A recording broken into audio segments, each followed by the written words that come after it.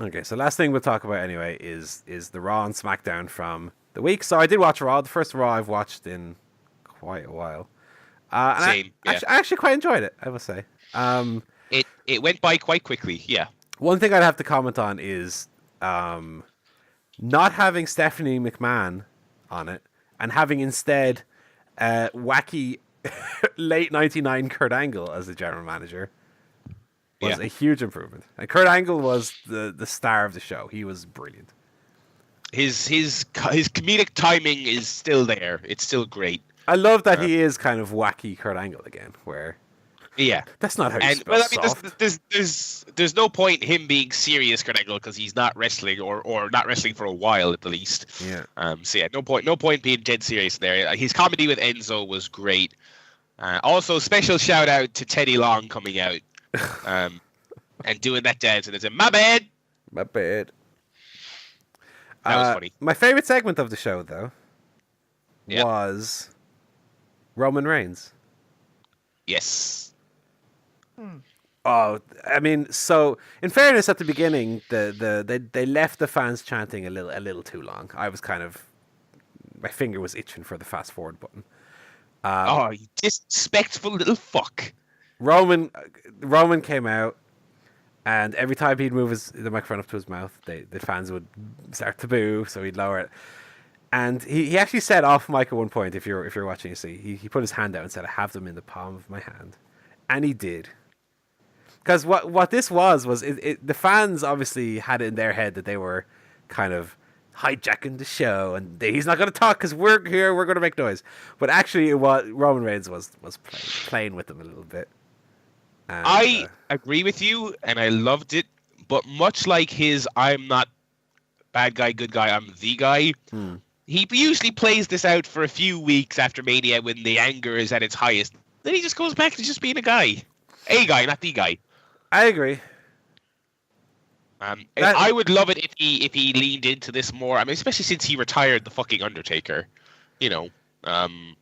But as a standalone segment, this was fantastic, and he was great. The "This is my yard now" line as well, perfect. Mm-hmm. Given that the segment only had one line of dialogue in it, I thought it was as perfectly done as possible. I wonder how long he could have stayed there with them chanting. Probably about 20 minutes, to be honest with you. But given the reaction he got, or he was getting before he spoke, it was the perfect line to get a reaction from the crowd, because when he finally said the line, the crowd took it as this, personal shot at them. It was so perfect. Oh man, it was brilliant. It was so well done. And it's think of how flat it would have been if he came out and said, "Oh well, respect to the legend, blah blah blah." They would have booed the shit out of him if he was being respectful. Oh, I like that he wasn't respectful. That's absolutely better, right? And they were chanting "Go away," and they were chanting "Shut the fuck up" and "Fuck you, Roman" and stuff. But when Vince McMahon comes out, bowing, yes, master. Well, in fairness, they did chant "Roman sucks" at the beginning, and he was like, "Yeah, but why don't they chant? Why don't they chant 'Die, you old fuck'? And die in a fire, Vince. die in a fire, bitch.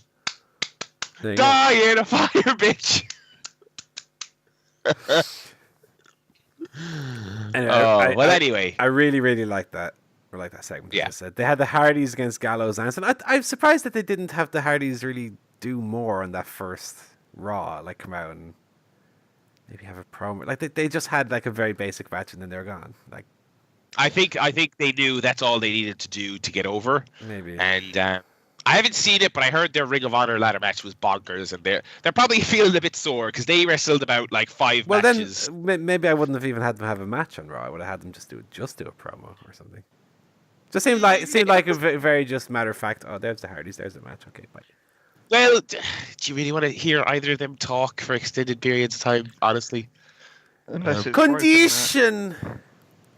And especially because I think they're probably slowly weaning people off the broken stuff. I know, but wouldn't it have been great to just have a little Matt passes Vince in the corridor and just said Meek Mahan or something. Just like a little nod or a little something. Actually, yeah, because he got Vince McMahon so over in TNA that I would love just once if he had an introduction.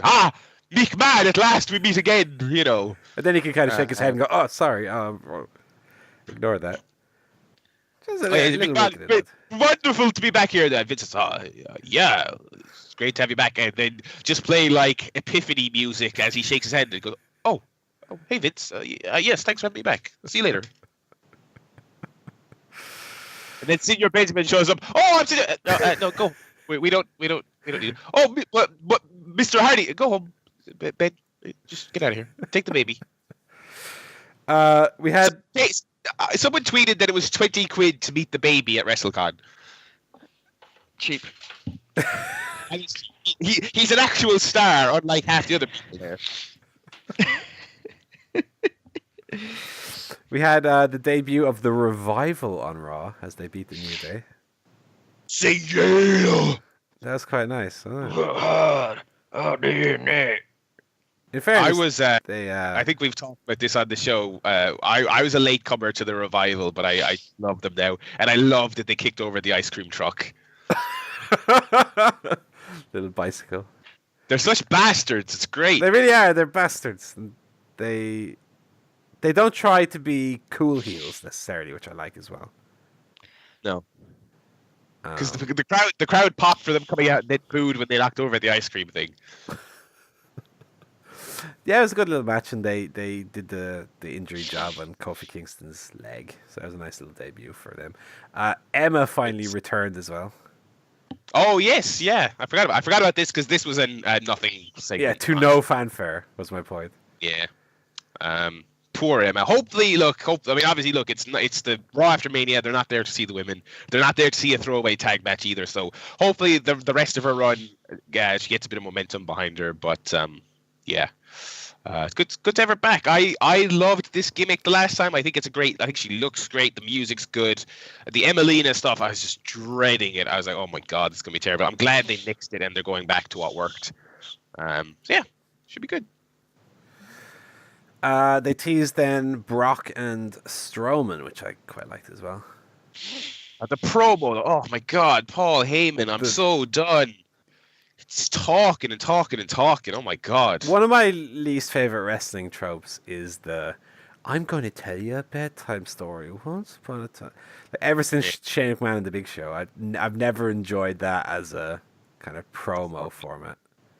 Yeah, and this is very lame as and it's not called bad. It's just oh my god, we've seen it now. We've seen it, And to be honest with you, I really don't like anymore Suplex City as a catchphrase. It always feels very forced when they shoehorn it in. And then you go to Suplex City, and it's one thing Brock Lesnar said once, Suplex City, bitch, and that was cool. But the whole idea of Suplex City and the mayor of Suplex, it's so fucking lame. And it doesn't suit Lesnar at all, I'll tell you what, though. I am intrigued by the idea of him and Braun having a big man sprint on some pay-per-view. Well, yeah, I want to see the two of them hit into each other like two big fucking wrecking balls. Like that one time Braun didn't quite sell properly in the Rumble, so Brock killed him. Brock hit him with a flying knee from one corner of the ring to the other one. And I think they've already confirmed Brock's not going to be at the next pay-per-view. So oh, did they? Was that a thing? I don't think they've confirmed it, but I think he is not advertised for it. Payback. Yeah, which is, it is what it is. And then obviously in the main event, you had the return of Finn Balor, which was good. The commentators acknowledged it, but I still think it was dumb that he teamed with Seth Rollins. Yeah, I was talking about this in the week. I would have had, because Seth Rollins, right, the night before, okay, if you're paying attention, not cleared to wrestle. Next day, go for it. And they kind of had like a half-hearted, he was cleared for a tag match. Like, what the fuck does that mean? Yeah. Since Seth Rollins has had kind of an out anyway, given that he wasn't cleared, you can kind of keep him off matches for another 2 or 3 weeks. why not just have Chris Jericho be his partner, as was originally the plan to have Rollins and Jericho. Have Rollins and Jericho, and then have like a doctor. Sorry, Rollins can't wrestle; he's still not cleared. And then you have Kurt Angle go, "Oh, well, we have to find someone else." Sorry, Seth, and you keep Seth out of the match. So yeah. I actually, my point was going to be, why didn't they beat up Seth backstage and have Jericho team with Finn to avoid the awkwardness of Finn and Seth? But you're right, actually. Yeah, they could have just said, "Oh, you're not cleared to wrestle tonight. Go home."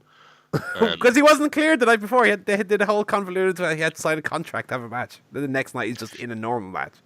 Yeah, that's so stupid. It's so stupid. It's just it's a little quality control thing. Yeah, they have their little lip service excuse to it, but it's dumb. And as you say, Rollins was the one who injured Balor in the first place, and just tag match. Fuck it. They're just friends. At least like Rollins and Balor, I think acknowledged it with some looks here and there. So it's not, they did a little something, but still, it's just like I said, you injured fair enough. Jericho is not exactly a very important player in the grand scheme of things, but like you could have taken Seth out. It's not going to hurt Seth to miss a show. I also wasn't a huge fan of just the fact that the ending of Raw was like there was no cliffhanger. Like for the Raw after Mania, I feel like the closing shot of the show should be a big. Like, obviously, when Lesnar returned with Cena is, like, kind of the quintessential example. But there was kind of no real hook for next week. It ended, and I don't mean this disparagingly, because I really enjoy, obviously, but it was kind of like a Smackdown main event. It was just a tag match main event that just the match ended, and, oh, goodbye, that's the end of Raw. You know what I mean? Like, it didn't have any real... Like, Balor returning was a thing, but at the end, they should have had something. Whether someone attack Balor, my God, some moment, But at the end of the match, Balor just won the match, and that was it. And it was kind of like a flat ending for me. Thankfully, what didn't happen on Raw was the debut of Shinsuke Nakamura on the main roster, and we can only thank the Lord that is Vince McMahon for not making that fuck up. Instead, he debuted on SmackDown. Hooray! Also Ty Dillinger. Yeah, so they did a SmackDown after Mania thing, which I guess I like makes sense. That. They should. I mean, if they're going to do a draft, if they're going to do a split, then there should be two big exciting shows with debuts. Although other than the debuts, this wasn't an especially exciting show, but Dillinger first, I guess we could talk about. That was good. I just don't get it, but I believe, as I said during our NXT review, it's like he's over, so who cares? He should be used. I'm happy to see him finally brought up, because he's been in developmental hell for a decade or so. Literally, yeah. Literally a day. He was in OVW back in the day. Yeah. So nice cool. to see him brought up finally. Yeah. And obviously then Nakamura was the big moment. Now, in fairness, he didn't actually have much interaction. He came out during a Miz promo, but he didn't actually interact with the Miz. They just kind of rolled the red carpet out. He had the live violin player as well. And out he came. That was cool, yeah. The fans reacted big to him, and he came off like a star. So I would say the Miz would be a good first feud for him on SmackDown. Sure. Yeah, I don't think they needed to do any more than they did, because people went mental for the entrance, so that's fine.